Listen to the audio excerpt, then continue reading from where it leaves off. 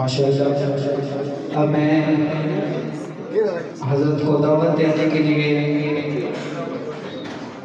سنی علماء کونسل ٹیکسلا کے رہنما حضرت مولانا مفتی اقبال صدیقی صاحب سے گزارش کروں گا کہ وہ آئیں اور ہمارے آج کی اس محفل کے مہمان خصوصی کو اپنے انداز میں دعوت دیں۔ حضرت مولانا مفتی اقبال صدیقی صاحب۔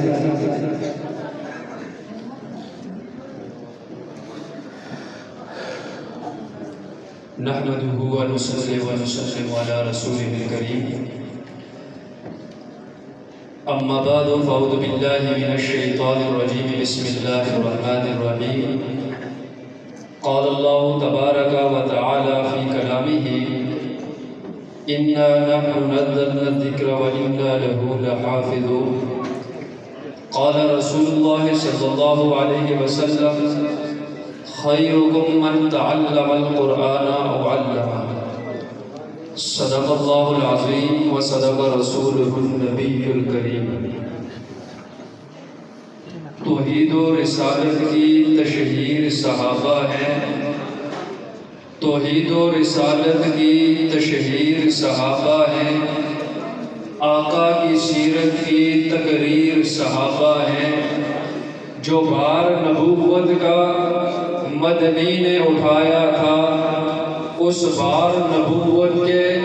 شہدیر صحابہ ہیں۔ میرے بعد کوئی ہوتا فاروق نبی ہوتا، میرے بعد کوئی ہوتا فاروق نبی ہوتا،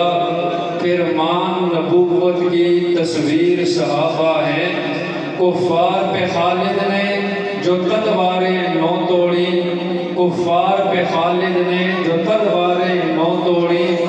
مدنی نے کہا رب کی شمشیر صحابہ ہیں۔ اے عقل کے مارو الطاف سے مت جھگڑو، اے عقل کے مارو ہم سے مت جھگڑو، اپنا کو مقدر ہے کہ میرے پیر صحابہ ہیں۔ انتہائی واجب الاحترام حضرات علماء اکرام اور دور دراز علاقے سے تشریف لانے والے سنی غیرت مند نوجوان دوستو، حضرت کو دعوت دینے سے قبل سب سے پہلے تو یہ جو پیر حضرات کھڑے ہیں ان کی خدمت میں عرض ہے کہ وہیں پر بیٹھ جائیں، جہاں جگہ ملتی ہے وہیں پر بیٹھ جائیں۔ یہ اس طرح بھی دروازے میں دوست کھڑے ہیں، جو جہاں جگہ ملتی ہے وہیں پر بیٹھ جائیں۔ میں سب سے پہلے اپنی طرف سے اپنے مہمان خصوصی ویڈیو خراب ہو رہی، ویڈیو بنا ابن فاروقی شہید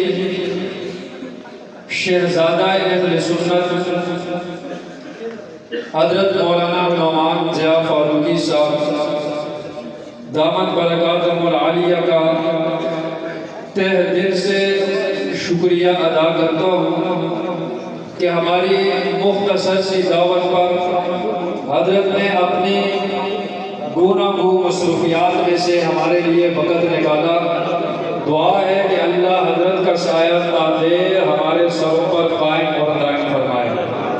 اللہ ان کی شریروں اور حاسدین کے حسد اور شریروں کے شر سے اللہ ان کو محفوظ فرمائے۔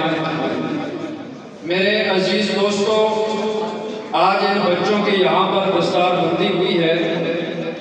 انہوں نے قرآن مجید یہاں اس مسجد میں حفظ کیا ہے۔ مولانا عثمان معاویہ صاحب کے زیر نگرانی انہوں نے یہاں پر تعلیم حاصل کی ہے۔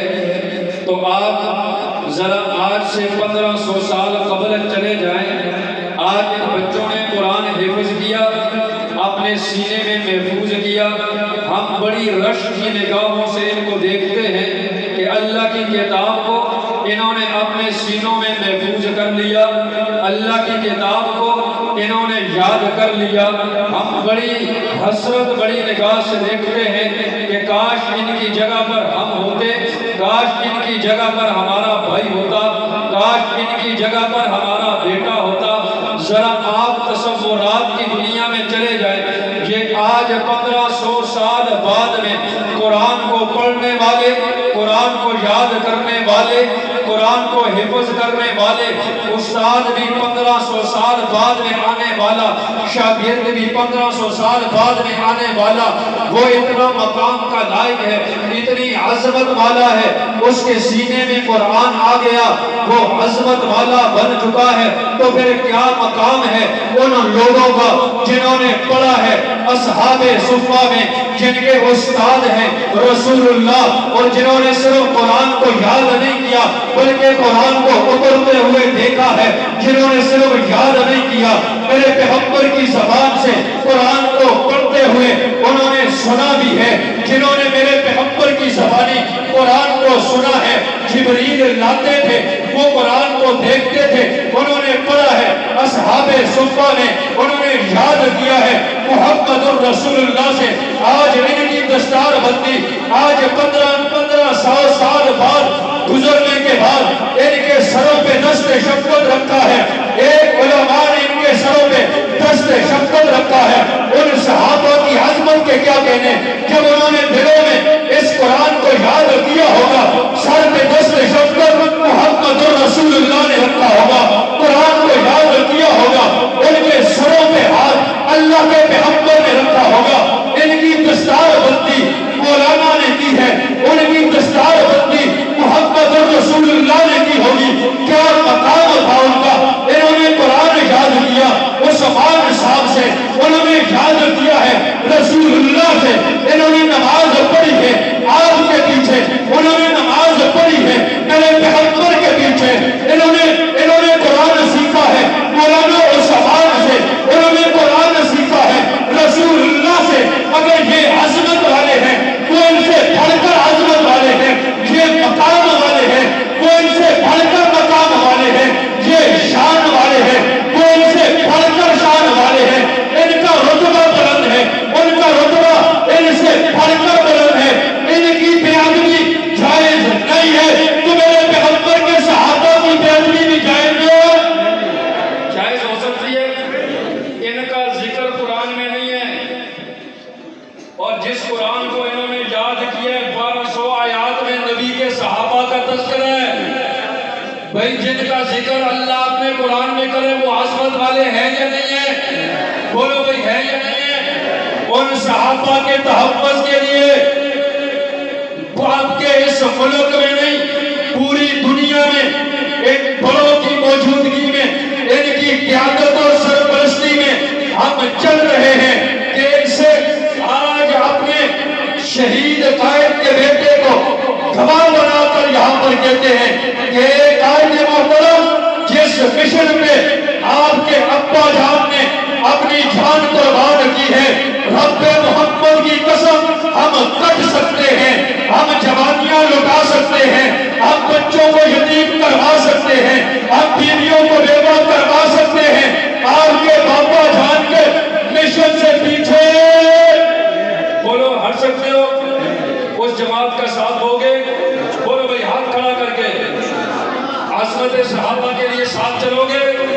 دفاع صحابہ کے لیے ساتھ چلو گے، اور ابھی الیکشن آنے والے عام سیاسی بات نہیں، لیکن ایک بات بتلاتا ہوں، اعلان کریں ہمارا ووٹ اس کا ہے جو صدیق کا نوکر ہے،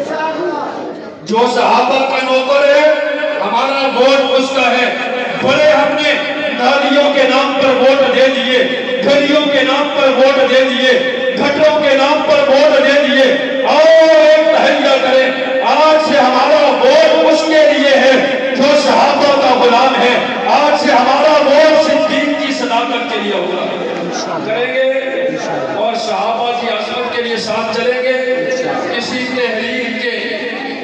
جو میدان میں اتری ہوئی ہے، اسی تحریک کے ایک گلدستے کے ایک پھول جو میرے اور آپ کے سامنے اسٹیج پہ جلوہ گر ہیں، جنہوں نے اپنے ابا جان کی، اپنے ابا جان کا تڑپتا ہوا لاشا بھی سامنے دیکھا لیکن مشن سے پیچھے نہ ہٹے، ہر قسم کی قربانی دی لیکن مشن سے پیچھے نہ ہٹے. میں نے ان سے پوچھا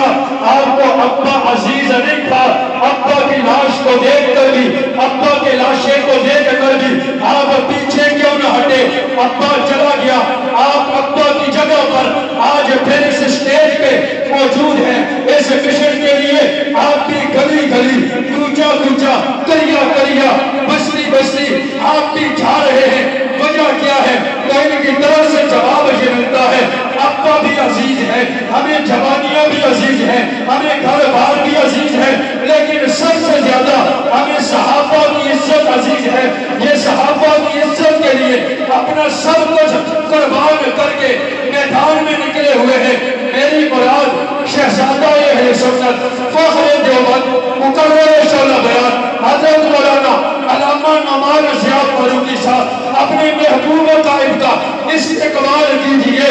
نعرہ تکبیر، بلند آواز سے نعرہ تکبیر. شان محمد مصطفیٰ، شان صحابہ،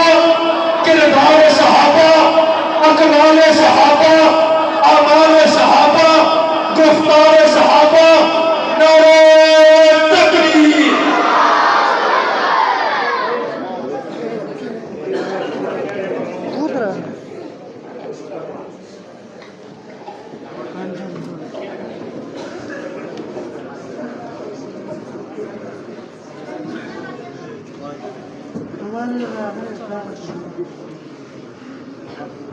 السلام علیکم ورحمۃ اللہ.